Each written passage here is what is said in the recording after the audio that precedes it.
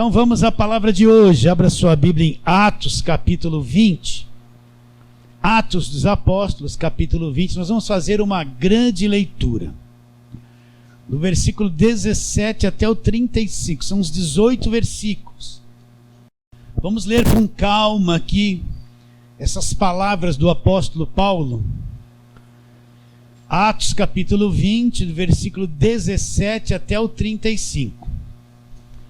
Todos com a Bíblia aberta aí, tem que abrir a Bíblia e conferir, tem que conferir. Vamos lá, versículo 17 de Atos 20. De Mileto mandou a Éfeso chamar os presbíteros da igreja.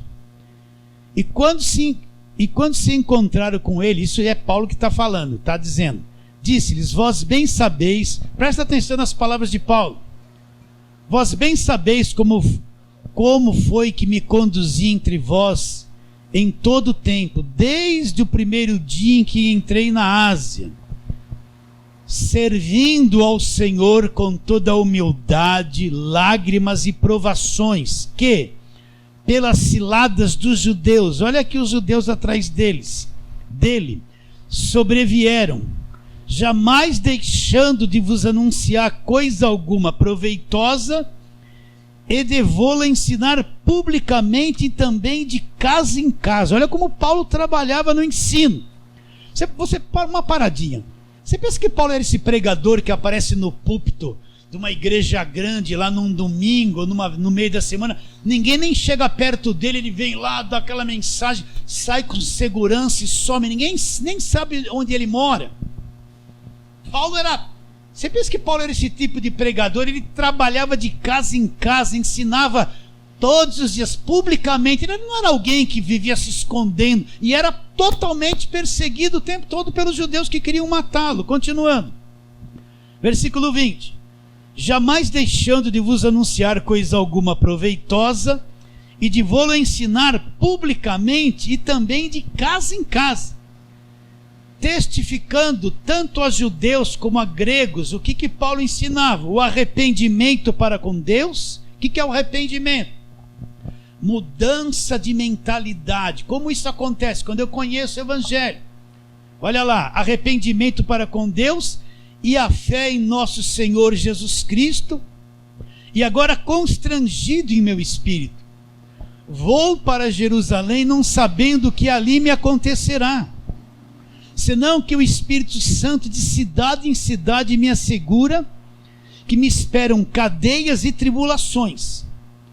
Porém, em nada considero a vida preciosa para mim mesmo, contanto que complete a minha carreira e o ministério que recebi do Senhor. Qual foi o ministério de Paulo? Recebi do Senhor Jesus para testemunhar o evangelho da graça de Deus. Agora eu sei que todos vós, em cujo meio passei pregando o reino, não vereis mais o meu rosto. Portanto, eu vos protesto no dia de hoje que estou limpo do sangue de todos, porque jamais deixei de vos anunciar os desígnios de Deus.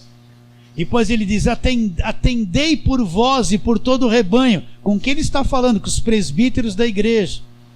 Atendei por vós e por todo o rebanho sobre o qual o Espírito Santo vos constituiu bispos, para pastoreardes a igreja de Deus. Agora é isso que nós vamos falar, a qual ele comprou. Espera aí, pastor, é isso mesmo? Pastorear a igreja de Deus, a qual ele comprou com seu próprio sangue. Então a igreja foi comprada com aquele sangue da cruz. Eu sei que depois da minha partida é assim que acontece. Entre vós penetrarão lobos vorazes, que não pouparão rebanho, e que dentre vós mesmos se levantarão homens falando coisas pervertidas, para arrastar os discípulos atrás deles. Portanto, vigiai, lembrando-vos de que por 3 anos, noite e dia, não cessei de admoestar com lágrimas a cada um.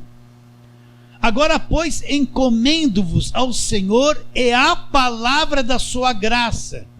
Encomendo-vos ao Senhor e qual pregação? Qual ensino? A palavra da sua graça em quem? A quem tem poder de vos edificar. A palavra da graça edifica, dar herança entre todos os que são santificados. E a palavra da graça também dá herança. Olha o coração de Paulo: de ninguém cobicei prata. Paulo pregava, não estava interessado no dinheiro que as pessoas tinham. Ele não trazia só os ricos para ser presbítero, diáconos, obreiros, líderes da igreja. Não. Paulo não tinha esse coração. Vou ler de novo. De ninguém cobicei prata, nem ouro, nem vestes. Vós mesmos sabeis que estas mãos serviram para o que me era necessário, a mim e aos que estavam comigo. Tenho-vos mostrado em tudo que, trabalhando assim, é mister socorrer os necessitados e recordar as palavras do próprio Senhor Jesus. Mais bem-aventurado é dar do que receber. Vamos orar. Ó Deus, que texto glorioso, Senhor. Vem abrir o nosso entendimento. Eu oro pelos irmãos da internet, aqueles que nos ouvirão e assistirão, aqueles irmãos queridos, que além daqui da igreja têm se chegado a nós, são milhares, Senhor. Abra o entendimento deles também. É isso que nós entendemos que o Senhor quer e será. Oramos pela fé em nome de Jesus. Fale assim, amém. Vamos ficar só com o versículo 28 que eu vou ler de novo. Atendei por vós. Paulo está instruindo a liderança da igreja. E por todo o rebanho sobre o qual o Espírito Santo vos constituiu bispos, para pastoreardes a igreja de Deus, a qual ele comprou. Nunca esqueça isso. Comprou. Qual foi o pagamento? Comprou com seu próprio sangue. Mas Deus é Espírito. Como é que Deus fala que comprou com seu próprio sangue? Deus é Espírito. Então vamos àquela historinha. O homem pecou, estragou toda a raça humana, que está escrito em Romanos 5,12. Por um homem entrou o pecado no mundo, pelo pecado entrou uma segunda coisa, a morte. A morte passou a todos os homens, todos se tornaram pecadores. Então o primeiro casal pecou, você mais velho tenha paciência, não fica assim de novo, não fale assim. Te peguei, né? Te peguei. Você pensou isso.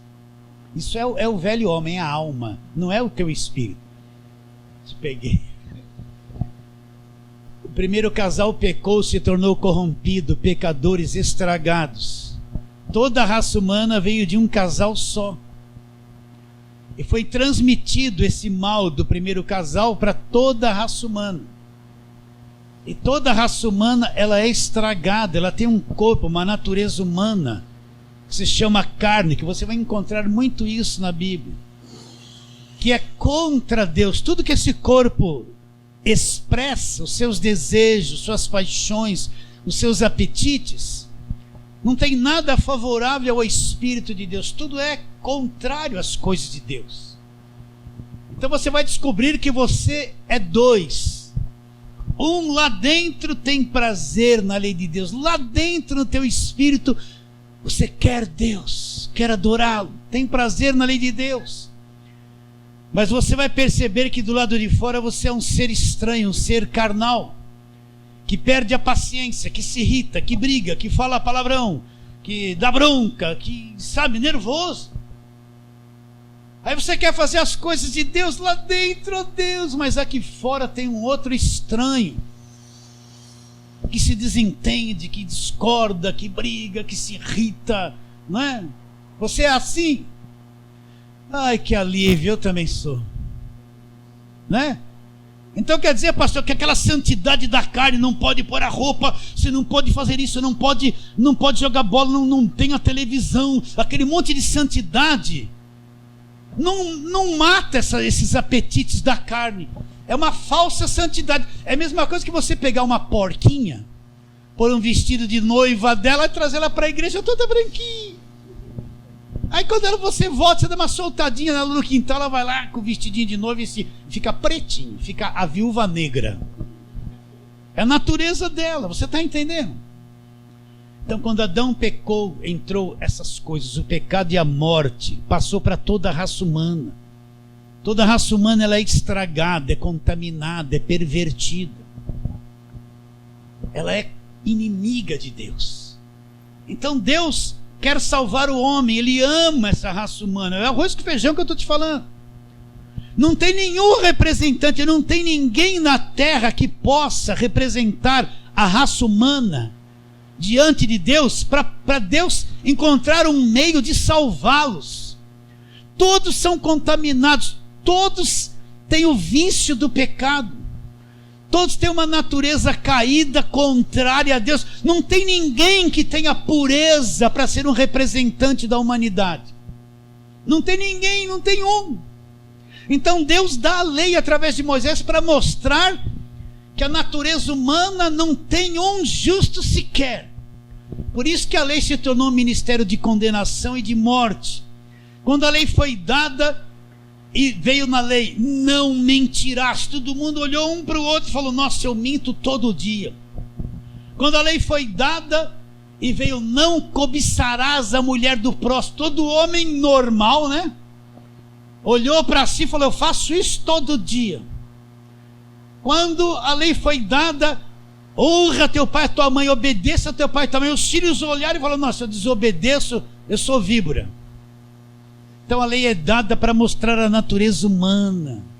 E você vai ver a história do Velho Testamento, é um caos, porque eles não conseguiam cumprir a lei, e toda hora eles eram desobedientes e caíam em transgressão. Você vai ver o Velho Testamento inteiro, o povo desobedece e falha e é levado em cativeiro. Eles não tinham condições de cumprir a lei, por causa da natureza deles. A lei veio mostrar o quê? Que o homem é incapaz de agradar a Deus, e mostrar que o homem é corrompido e não pode nunca, ele por si mesmo, por qualquer obra, derrubar a parede da separação entre Deus e os homens. Você já descobriu isso ou não? Então todos se tornaram estragados, mas Deus quer salvar a humanidade. Deus não vai dar o jeitinho brasileiro, passar a mão na cabeça dos homens e falar: olha, eu vou deixar tudo de lado, vou dar um jeitinho brasileiro e vou tratar vocês bem como se nada tivesse acontecido. Não, a justiça de Deus requer o quê? Que houvesse o castigo, uma punição pelo pecado. Mas não tinha um representante da humanidade que pudesse ocupar esse lugar. Então o que Deus vai fazer? O próprio Deus, ele vai se fazer homem, se transformar num homem. Presta atenção. Ele vai assumir um corpo humano. Ele vai sair das regiões celestiais, esse Deus glorioso, sobrenatural. Ele vai sair das regiões celestiais. Ele vai se introduzir no nosso planeta como um homem. Deus estabeleceu um princípio: só faz parte deste planeta quem nasce aqui com a natureza daqui. Então ele não podia transgredir esse próprio princípio. Então Deus, ele vai se fazer carne, se transformar num homem. Olha, você tem que entender isso. Ele vai se transformar num homem, vai assumir uma natureza, um corpo físico, mas sem pecado. E Deus vai passar a ter sangue nessa transformação. Quando ele assume a natureza humana, todo homem tem sangue. Então Deus agora vai ser homem, Deus e Deus homem. E ele vai passar a possuir sangue como qualquer um de nós. Vocês estão entendendo isso ou não? Então vamos trabalhar, guarde esse pensamento, essa introdução na sua mente. Vamos trabalhar na palavra para ver essas coisas escritas. João, vamos lá, João capítulo 1. Se você entender claramente isso no teu espírito, se aqueles irmãos da internet entenderem claramente, muito entendimento vai se abrir no seu espírito. João capítulo 1, versículo 1 e 2, olha lá: no princípio era o verbo da vida, Jesus Cristo. E o verbo estava com Deus, e o verbo era Deus. Ele estava no princípio com Deus. Todas as coisas foram feitas por intermédio dele, e sem ele nada do que foi feito se fez. Então apresenta aqui Jesus como o criador de todas as coisas. Versículo 10: o verbo estava no mundo, o mundo foi feito por intermédio dele, mas o mundo não o conheceu. veio para o que era seu, e os seus não o receberam. Mas a todos quantos o receberam, deu-lhes o poder de serem feitos filhos de Deus, a saber, aos que creem no seu nome, os quais não nasceram do sangue, nem da vontade da carne, nem da vontade do homem, mas nasceram de Deus. Agora olha o versículo 14. E o verbo se fez carne, o verbo e habitou entre nós, cheio de graça e de verdade, e vimos a sua glória, glória como o unigênito do Pai. Então o que esse texto diz? O verbo se fez carne. Então isso é uma coisa extraordinária. Deus se transforma num homem. Precisou de uma virgem. Entende? Jesus teve uma mãe humana com corpo físico, mas não teve um pai humano. Por quê? Porque se ele tivesse o pai humano, nasceria com o pecado de Adão, todos estão estragados. Ele teve uma mãe humana. Olha, não fica, agora não é hora, olha para mim, presta atenção, deixa isso entrar em você, o teu pescoço não vai mudar agora, olha para cá. Ele teve uma mãe humana, vai ficar sem lanche, mas teve um pai sobrenatural, que é Deus. A genética dele, se você tem um filho, você quer provar que ele é teu filho, faz um DNA, o grupo sanguíneo do teu filho é o grupo sanguíneo do pai. O DNA do teu filho é a herança do teu sangue, sim ou não? Então ele tinha uma mãe humana, mas ele não teve um pai humano. Ele vem com uma genética de Deus, ele vem a semente de Deus, vem introduzida no ventre de Maria.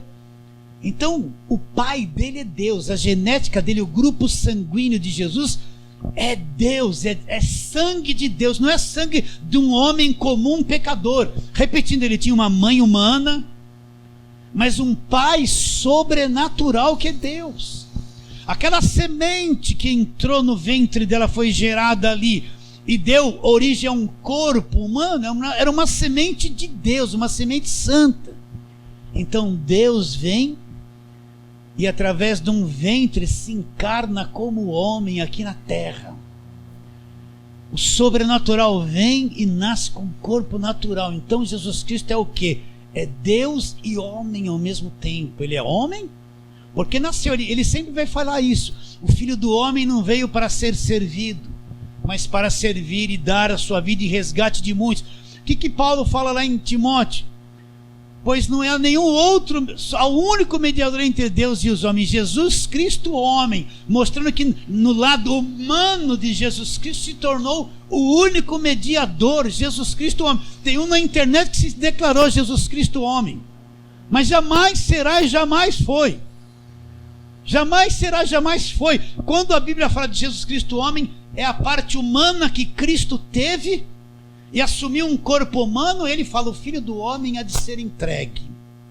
Está bem claro isso? Então quando eu falo a respeito de Jesus, era Deus em forma do homem. E quando ele passa por esse processo de encarnação, então Deus passou a ter sangue. O sangue dele, a genética do sangue de Jesus, uma genética de Deus. Então ele tinha um sangue puro, não contaminado com pecado. O sangue dele não era como o teu, como o meu, um sangue contaminado. Herdamos uma herança genética de Adão. O sangue dele era um sangue de Deus. Então Deus, na encarnação, passou a ter sangue, porque ele assumiu a forma de homem. Está claro isso na sua mente? Então ele passou a ter sangue. Esse sangue é que nos compra na cruz. Vamos para outro texto, vamos lá, Filipenses capítulo 2. Filipenses 2. Mesmo que você ouça muitas coisas sobre a graça, porque na internet tem, você tem que tomar cuidado, porque tem muitas coisas sendo pregadas que fala que é graça, que existe muitos desvios. A graça está lá, mas tem outras coisas que confundem. Tem outras coisas que querem anular certas verdades sobre a própria graça de Deus. E se eu não estiver bem trabalhado, bem na fé, bem firmado, eu vou acabar virando a cabeça. Eu vou acabar crendo em coisas, principalmente quem veio de igreja, que já foi igreja conturbada, atrapalhada, esses têm uma tendência a acreditar em qualquer coisa e virar da noite para o dia. Não estabelecer as bases. Eu sei o que estou falando. Então o que eu disse aqui? Filipenses 2, deixa eu chegar lá. Filipenses 2. Chegar lá, eu estou com a mão só. Vamos ler aqui a partir do versículo 5. 2:5. E tem de vós o mesmo sentimento que houve também em Cristo Jesus, pois ele, subsistindo em forma de Deus, não julgou com usurpação ser igual a Deus, antes a si mesmo se esvaziou, olha lá, assumindo a forma de servo, tornando-se em semelhança de homens e reconhecido em figura humana. A si mesmo se humilhou, tornando-se obediente até a morte e morte de cruz. Pelo que também Deus o exaltou sobremaneira e lhe deu um nome que está acima de todo nome, para que ao nome de Jesus se dobre todo o joelho nos céus, na terra e debaixo da terra, e toda língua confesse que Jesus Cristo é o Senhor, para a glória de Deus. O que esse texto diz? Ele foi reconhecido em figura humana, foi reconhecido em forma de homem. Então quando você vê ali Mateus, Marcos, Lucas, João, Jesus está cumprindo a lei, está curando enfermos, expulsando demônios. Você vê Deus em forma de homem realizando essa obra ali, cumprindo a lei na pessoa de Jesus Cristo, cumprindo a própria lei que ele estabeleceu através de Moisés, só que em forma de homem. Como não tinha nenhum homem perfeito que pudesse ser o mediador, o próprio Deus vem, se encarna e vem ser esse mediador entre Deus e os homens, para destruir de vez toda a escravidão que entrou pelo primeiro Adão. Está entendendo isso ou está difícil? Então ele foi reconhecido em figura humana. Ele era um mistério. Quem olhava para ele sem fé só via um filho de carpinteiro. Não é esse aí, está lá em Marcos capítulo 5 ou 7. Não é esse aí o filho de Maria, filho de José. Nós não conhecemos os irmãos e as irmãs. Não é esse aí o carpinteiro? Como é que ele está dizendo desci do céu, se cumpriu a escritura? Ninguém ia acreditar, porque só olhavam o exterior dele. Mas o que vinha com fé enxergava além daquele corpo. Enxergava Deus. Enxergava Deus. Aquele cego, Jesus passou lodo nos olhos dele. Quando voltou, falou... Ele perguntou, você crê no Filho do Homem? Ele perguntou, quem é, Senhor, para que eu creia? Sou eu que falo contigo. O cego se prostrou e o adorou ali, entendeu? A liderança não enxergou isso, a liderança religiosa, mas o pequeno, o fraco, o que estava escravizado na religião, que creu, entendeu e viu. Então esse é o mistério. Deus assumiu a forma humana, assumiu um corpo humano, mas sem pecado. Ele não tinha essa natureza caída como nós temos, por isso que ele era a semente de Deus. E Deus passou a ter sangue. Isso que eu quero que você entenda. Antes da encarnação, Deus não tem sangue, mas agora Deus passa a ter sangue. Vamos para mais um texto, Mateus 17. Vamos lá, Mateus 17. Isso é o arroz com feijão, todo crente tem que saber e saber bem. Mateus 17 é o monte da transfiguração, versículo 1. Mateus 17, para você entender aqui a transfiguração, olha lá, versículo 1, Mateus 17, 1. 6 dias depois tomou Jesus consigo Pedro e os irmãos Tiago e João, e os levou em particular a um alto monte. O que aconteceu nesse monte? Olha lá. E foi transfigurado diante deles. O seu rosto resplandecia como o sol, e as suas vestes tornaram-se brancas como a luz. E eis que lhes apareceram Moisés e Elias. Olha, a lei e os profetas. Aqui aparece lá, ó, Moisés da lei e Elias, os profetas, falando com ele. Então disse Pedro a Jesus, Senhor, bom é estarmos aqui. Se queres, farei aqui 3 tendas, uma será tua, outra para Moisés, outra para Elias.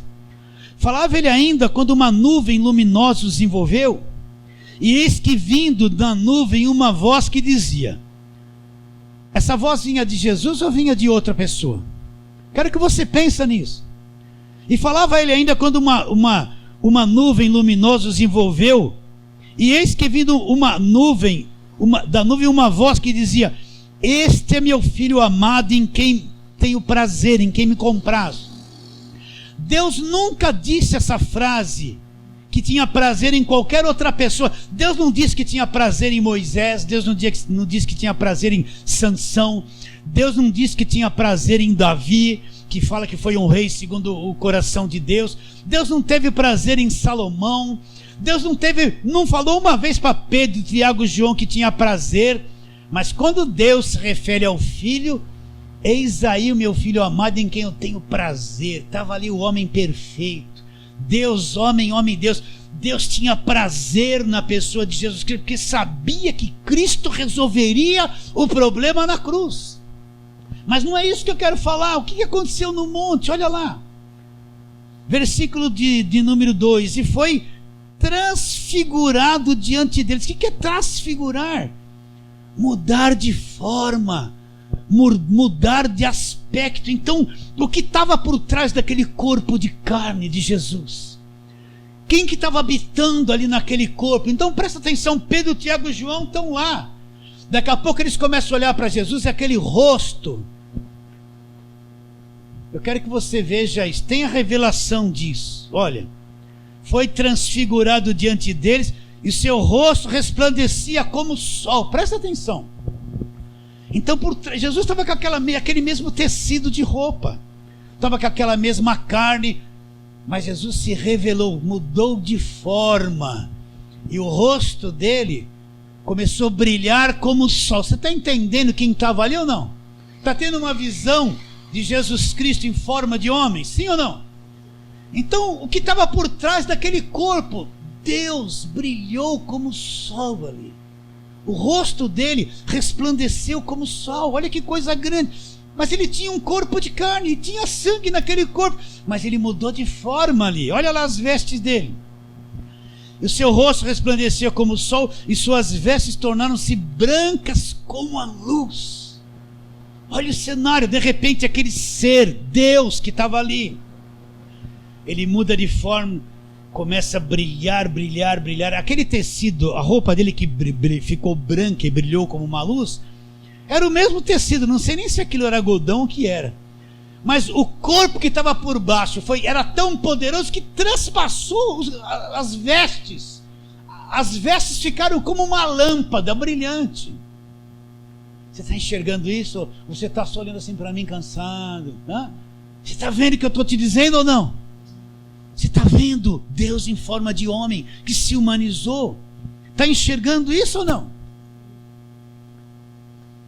Isso é a coisa mais linda. Eu passei anos dentro de uma igreja sem entender a encarnação de Deus. Como é que pode?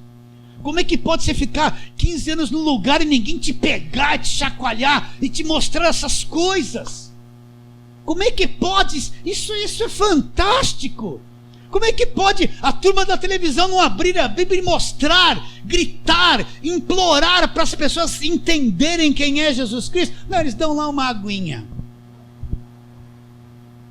Como é que pode? Você já enxergou isso que eu estou te dizendo? Quando eu entendi que o verbo, que Deus se fez homem, fez assim,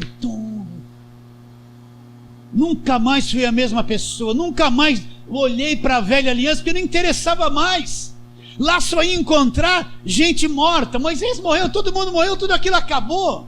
Mas esse ressuscitou, vive. Então ele brilhou como o sol diante dos olhos dele. Não tirou a roupa não passou óleo de nada, não veio uma luz de não, era ele mesmo que era assim por dentro. Deus em forma de homem. Agora continua a leitura aqui, vamos lá. Eles tiveram uma visão, apareceu Moisés e Elias. O que representam Moisés e Elias aqui? Elias representa a lei, os profetas, e Moisés representa a lei. Agora presta atenção, continua a leitura. Olha Pedro sem jeito, desconcertado, não sabia o que falava. Versículo 4: então disse Pedro: Senhor, bom estarmos aqui, se queres farei aqui 3 tendas, uma será tua, outra para Moisés e outra para Elias. Falava ele ainda quando uma nuvem luminosa, olha a visão, os envolveu. E eis que vindo da nuvem uma voz dizia: este é meu filho amado, em quem me comprazo. Agora vocês têm que ouvir quem? Este filho amado. Então a lei representada por Moisés, os profetas vieram até Jesus. Agora você tem que ouvir quem? Jesus. Esse é meu filho amado. Acabou a velha aliança. Sim ou não? Então Deus passou a ter sangue na pessoa de Jesus Cristo.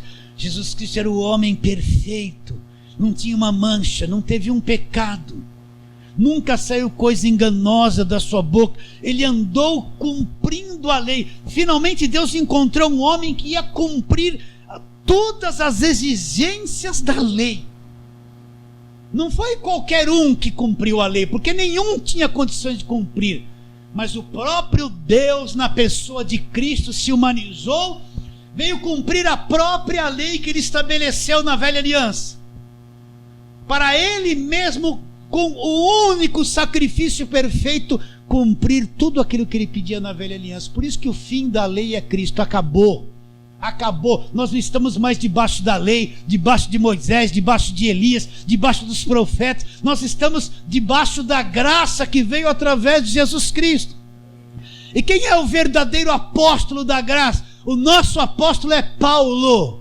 Ele morreu, não existe mais, mas aqui está tudo que Deus escreveu para o nosso ensino, para o nosso aprendizado. Então nós temos um apóstolo, é o apóstolo Paulo. Porque esses de hoje não tem nada de apóstolo. Se tivesse, pregaria o evangelho, mas não pregam. Está bem claro isso? Então, um dia esse Deus homem vai para a cruz, e ali ele diz assim: está consumado. O véu do templo se rasgou, acabou aquela religiosidade da velha aliança. Agora não precisa mais de templo do Velho Testamento, não precisa mais de sacerdote do Velho Testamento, não precisa mais de sacrifícios do Velho Testamento, não precisa mais de levitas não. A turma fala que quem participa do louvor é levita. Não existe sacerdócio levítico, acabou na cruz. Não existe nada daqueles rituais, tudo aquilo acabou na cruz. Acabou ou não acabou? Acabou na cruz. E agora, com aquele sangue que ele derramou lá do último sacrifício, o que ele vai fazer? Ele vai comprar a igreja para Deus. A igreja não existe no Velho Testamento. Eu tenho que falar isso 5.000 vezes para você. O Velho Testamento é a história do povo de Israel. Fala-se algumas coisas em Daniel que vai jogar para Apocalipse do tempo do fim. Mas tudo que se falava de Cristo no Velho Testamento já se cumpriu, já aconteceu. E ele vem com esse sangue, estabelece um novo testamento, uma nova aliança. E Deus, na pessoa de Jesus Cristo, que passou a ter sangue, o que ele faz com esse sangue? Ele compra a igreja, nasce a igreja depois da cruz. A nova aliança é estabelecida, então surge a igreja, ele compra a igreja. E quem é a igreja? Não fala assim: eu vou na igreja. Isso aqui é parede. Não, a igreja é eu e você. A igreja são pessoas salvas, que nasceram de novo, estão vivas na fé. Você é igreja, eu sou igreja. Não existe mais templo. Templo é coisa do Velho Testamento. Quando a turma constrói templos e coisas na atualidade, é porque eles têm a visão da velha aliança. Eles nem entraram na nova ainda. Na nova aliança não tem altar, altar santo. Altar é coisa de templo. No Novo Testamento não tem templo, não tem altar, não tem bronze no altar. Vocês entendem isso ou não? Isso é tudo coisa, é cabeça do Velho Testamento. Então Deus passou a ter sangue, agora ele compra a igreja. Agora eu vou te fazer uma pergunta. Você vai e compra uma casa, paga, passa a escritura no teu nome. Você vai deixar qualquer um lá e roubar a janela, roubar o telhado, derrubar o muro? Você é o valente que protege a sua casa, é ou não é? É tua, está no teu nome. Deus nos comprou com o seu próprio sangue. Eu sou dele. Sou dele ou não sou? Agora você acha que ele vai deixar qualquer um vir tocar na tua vida? Vim tirar o telhado, tirar o coração, tirar o braço. Você acha? Eu quero que você pense nisso. Não, nós somos dele para sempre. Por isso que salvação não se perde. Fomos comprados pelo sangue dele. A igreja é propriedade exclusiva de Deus. Você não é qualquer um. Agora tem muita coisa que se fala de igreja, mas eles têm Arca da Aliança, todos os rituais do Velho Testamento. Não é igreja, é judaísmo, é o povo judeu. São sinagogas, né? São sinagogas que se falam que é igreja cristã. Então vamos trabalhar agora na palavra 1 de Pedro. Vamos lá para o finalzinho. 1 de Pedro, capítulo 2. Você já sabe o que eu vou te dizer. 1 de Pedro, que está depois de Hebreus, no capítulo 2, a partir do versículo 9.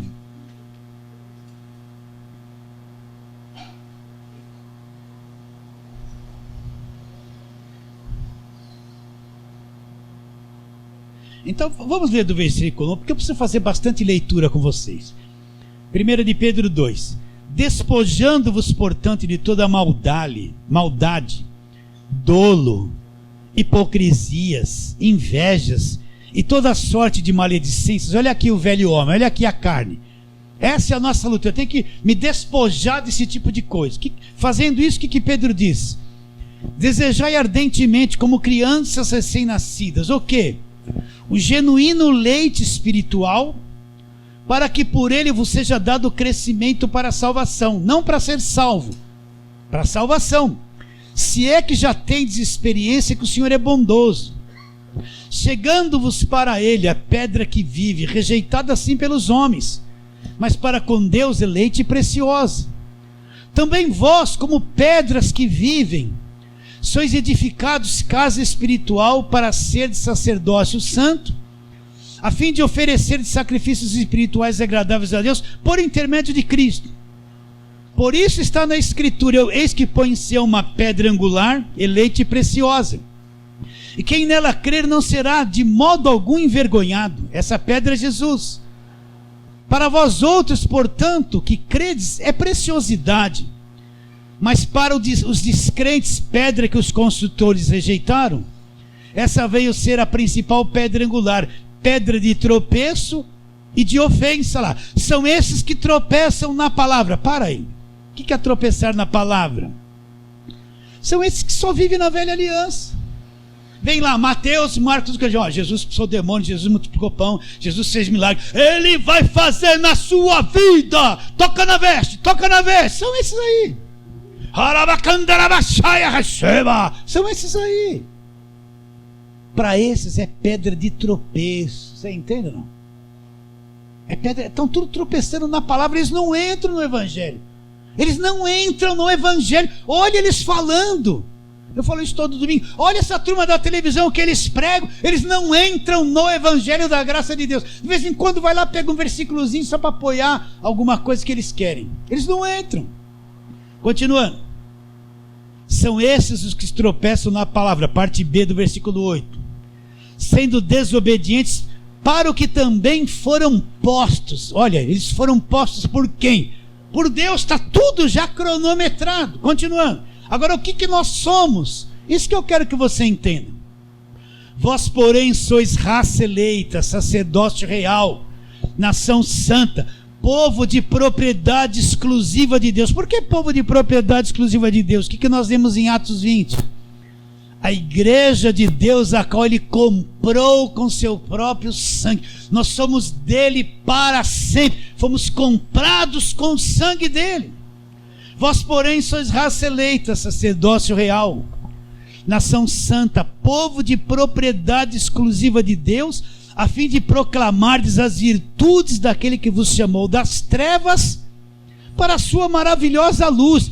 Vós sim, que antes da cruz, vocês não eram povo, nós éramos gentios, mas agora sois povo de Deus. Naquele tempo vocês não tinham alcançado a misericórdia, mas agora alcançastes. Nós já alcançamos a misericórdia. Eu não vou ficar, oh Deus, tem misericórdia, eu já alcancei. Você é de Deus de verdade? Você já alcançou a misericórdia já está na tua vida pela graça de Deus. Não precisa clamar por misericórdia. Misericórdia te acompanha o tempo todo. nação santa, raça eleita, sacerdócio real, nação santa, povo de propriedade exclusiva de Deus. Então você que crê é um povo de propriedade exclusiva de Deus, uma raça eleita, sacerdócio real.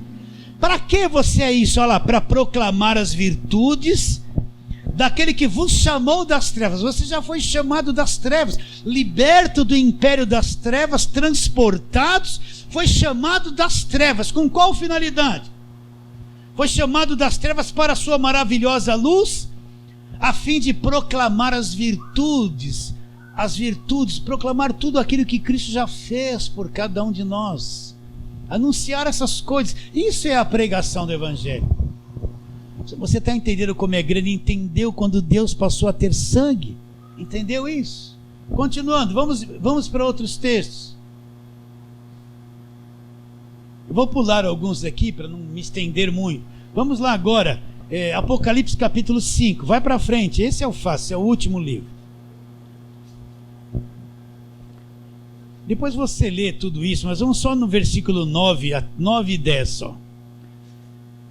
Apocalipse 5, 9 e 10. E entoava um novo cântico dizendo: digno és de tomar o livro, a respeito de Jesus, e de abrir-lhe os selos, porque foste morto, e com teu sangue, compraste para Deus os que pertencem a toda tribo, língua, povo, nação, e para o nosso Deus os constituíste reinos e sacerdotes, e reinarão sobre a terra. Então o que ele fez? Ele foi morto e reviveu, e com o sangue dele ele comprou para Deus gente de todas as nações, aqueles que vão crer em todas as nações, crer no Evangelho. Fomos comprados para Deus, somos propriedade exclusiva de Deus. Outros textos, primeira carta de Paulo aos Coríntios, volta tudo lá. Primeira carta de Paulo aos Coríntios, capítulo 6. Isso são verdades que estão aqui na Bíblia, que nós precisamos esmiuçar isso, entendê-las, compreendê-las, crer em cada uma delas, declarar: é isso que eu sou, é isso que é a minha fé. Primeira carta de Paulo aos Coríntios, capítulo 6, versículos 19 e 20. Olha lá, uma pergunta: acaso não sabeis que o vosso corpo é santuário do Espírito Santo? Para aí. O que ele está dizendo? Que o nosso corpo é santuário do Espírito Santo. Então, aonde é que o Espírito Santo mora? Dentro de nós. Porque eu vou buscar esse tal de Espírito. É isso que olha, nós viemos do sistema. A gente vivia buscando Espírito, busca do Espírito Santo, culto do Espírito Santo, vamos buscar. Meu Deus, nunca lemos essas coisas. Se líamos, não entendíamos. Vocês não sabem que o seu corpo é templo do Espírito, é santuário do Espírito de Deus? É ou não é? Olha lá o que ele diz, vou ler de novo: acaso não sabeis que o vosso corpo é santuário do Espírito Santo, que está em vós? Onde está o Espírito Santo? Em nós. Eu não tenho que buscar nada, ele está em mim, está em você.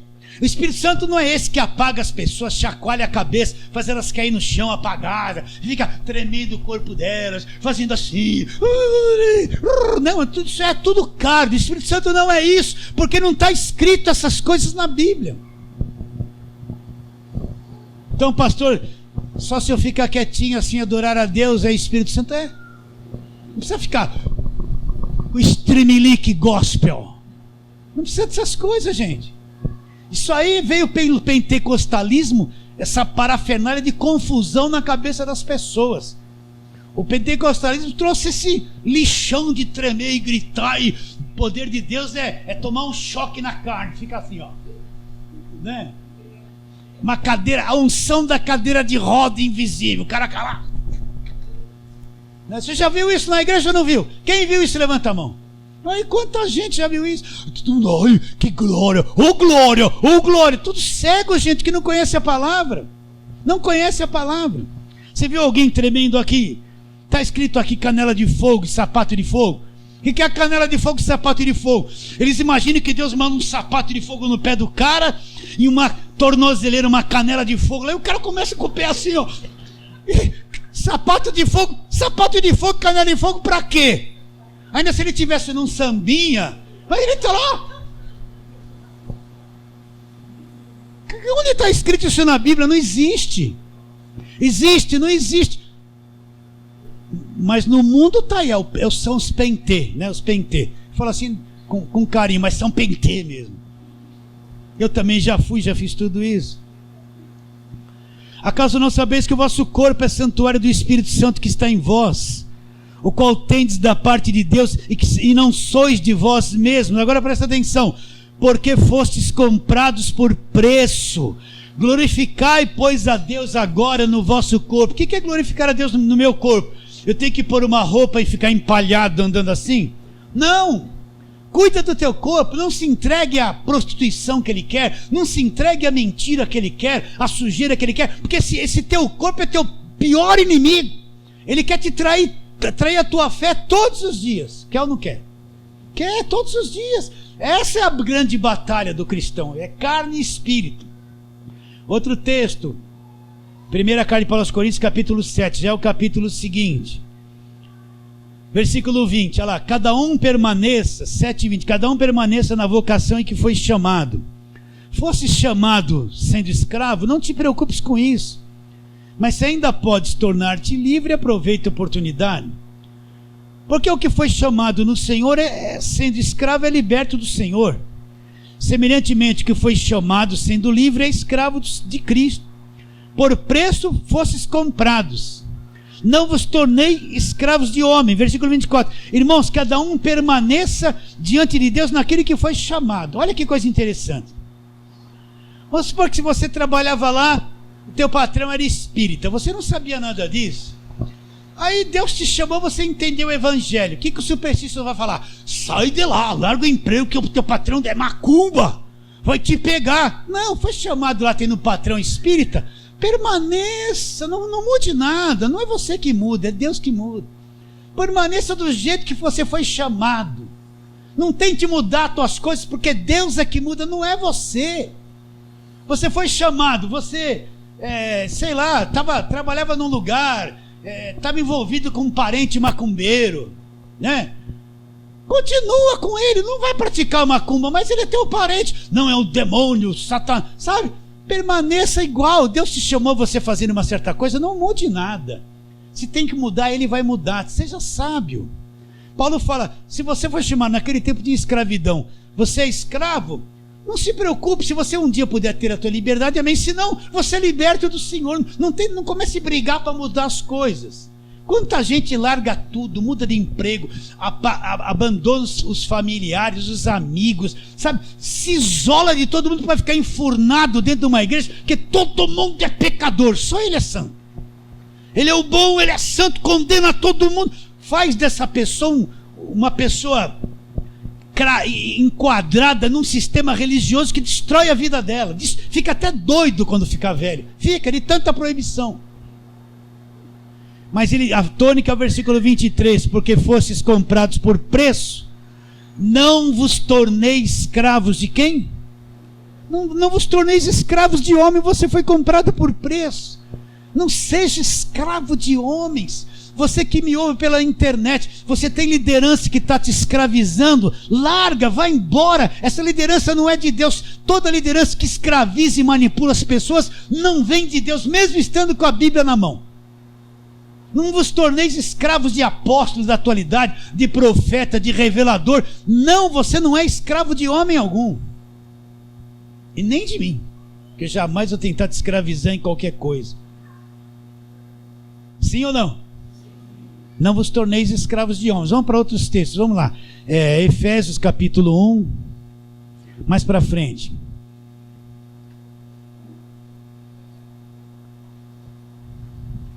O que nós somos agora? Efésios 1, 11. Olha o que a palavra diz a nosso respeito. Nele digo, está dizendo em Cristo. Efésios 1, 11.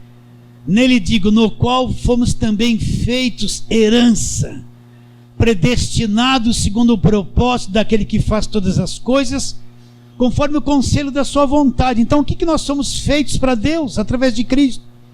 Herança. A herança vem depois que o dono de todas as coisas morre. Então, na morte do Senhor na cruz, o sangue derramado, Ele nos comprou. E Deus nos recebeu como uma herança. Herança. Você é herança de Deus. É coisa de muito valor, porque foi comprado pelo sangue da cruz.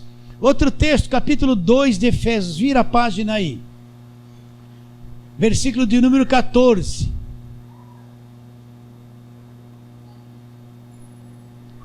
Porque Ele, Efésios 2,14. Porque Ele é a nossa paz, o qual de ambos fez um, e tendo derribado a parede da separação que estava no meio, a inimizade, aboliu na sua carne, presta atenção, aboliu na sua carne a lei dos mandamentos em forma de ordenança. O que é abolir? Acabou. Na carne dele a lei foi abolida. O que era a lei? Olha lá, lei dos mandamentos em forma de ordenança, para que dos dois criasse em si mesmo um novo homem fazendo a paz, e reconhecesse ambos em um corpo, e reconciliasse ambos em um corpo com Deus, por intermédio da cruz, destruindo por ela a inimizade. E vindo, evangelizou paz a vós outros que estavais longe, e paz também aos que estavam perto, porque por ele ambos temos acesso ao Pai em um Espírito. Agora já não sois estrangeiros, peregrinos, mas concidadãos dos santos. Vocês são o quê? Família de Deus. Família de Deus. Então o que ele está dizendo? O povo judeu era o povo da lei, tinha inimizade com o povo gentil. Cristo derrubou a parede da separação, uniu os judeus aos gentios, e da união dos dois na fé criou uma nova raça, um novo povo. Criou a igreja, e nós passamos a ser o quê? Família de Deus, comprados pelo sangue da cruz. É isso que você é. Fale, eu sou família de Deus. É isso que eu sou, é nisso que eu creio. Eu vou para frente com essa fé. Fé produzida pelo Evangelho. Agora eu vou encontrar isso na velha aliança? Não vou encontrar isso na velha aliança. Vocês aceitam isso que eu estou dizendo? Estamos entendendo? Eu vou pular alguns versículos. Só mais um. Primeira carta de Paulo aos Coríntios.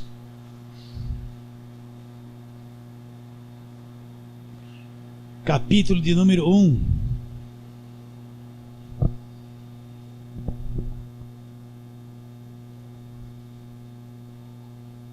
Primeira carta de Paulo aos Coríntios, capítulo 1. Versículo 30 e 31, que nós lemos muito aqui. Mas vós sois dele. De quem nós somos? Nós somos dele. Repare bem, tudo que está ligado a Deus você vai encontrar em Cristo.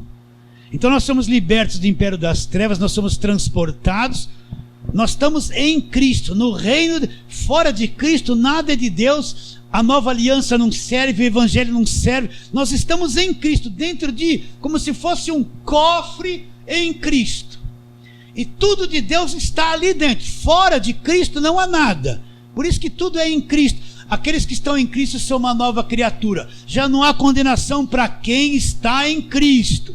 Tudo ligado a Cristo. Aonde nós somos transportados e postos através da fé em Jesus Cristo.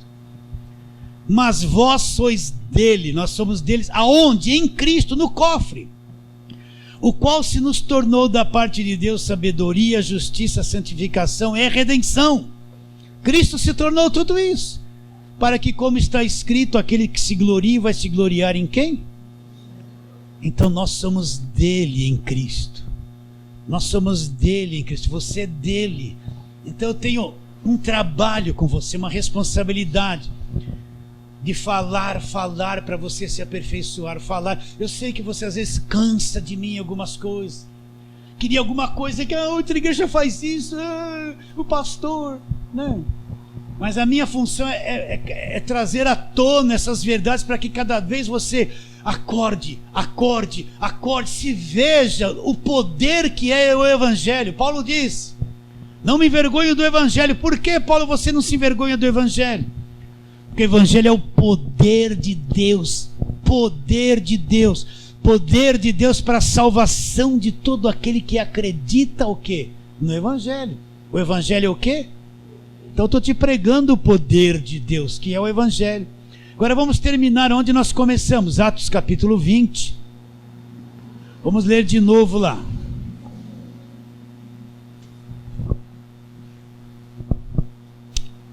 Versículo 28.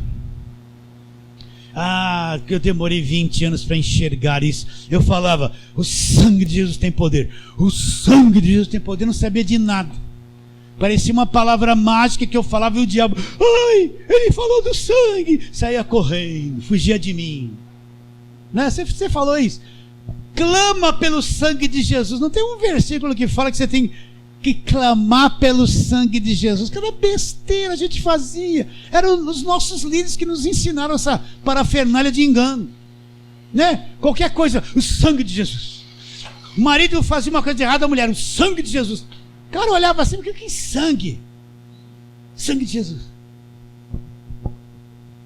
Qualquer coisinha, o sangue, lava. Eu tinha um evangelista que falava assim, lava as paredes com sangue, porque ele via no Velho Testamento que jogava-se o sangue dos animais nos utensílios do templo, então ele mandava lavar até a louça, até o prato, para ele comer no lugar puro, com sangue de... Pelo amor de Deus, eu ouvi isso.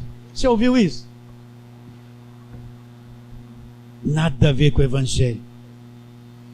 Então, versículo 28, para nós terminarmos. Atendei por vós, Paulo falando aos presbíteros, responsáveis pela igreja, e por vós e por todo o rebanho.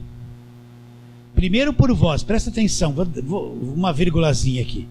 Atendei por vós. O que Paulo está dizendo? Olha, vocês presbíteros, se policie, ande na linha, fique em cima da palavra, se restrinja, aprende, medita. Primeiro para você e depois pelo rebanho. Porque se você não tiver maduro, o que você vai fazer com o rebanho? Se você não tiver firmado, o que você vai falar para o rebanho? Receba. Vai falar só isso, porque não tem o que falar. Se você não é maduro na fé e é líder, o que você vai falar para o rebanho? Vai lá na sede principal, vem um segunda-feira, reunião de obreiros. Aí vai lá, dá um papelzinho, você tem que falar isso, pregar aquilo. Aí vem os pastores da sede tudo durante a semana. Chega lá durante a semana, vai falar tudo que o líder quer. Você vai pedir oferta assim, vai dar esse envelope assim. Tudo programado, eles só pregam, são tudo papagaio. Não pregam nada, é tudo uma repetição. Isso não é pregação, gente. É um monte de escravo que só fala aquilo que o líder principal quer. Então, atendei por vós, presbíteros, você primeiro, cresça primeiro, estude primeiro, amadureça, trabalhe, ande na linha, veja a coisa, e depois, e por vós e pelo rebanho de Deus. Vou ler de novo. Atendei por vós e por todos os rebanhos sobre o qual o Espírito Santo vos constituiu bispos, para pastoreardes a igreja de Deus, a qual ele comprou, nós somos dele para sempre, ele comprou, ele adquiriu com seu próprio sangue, somos dele para sempre. Fala assim, amém.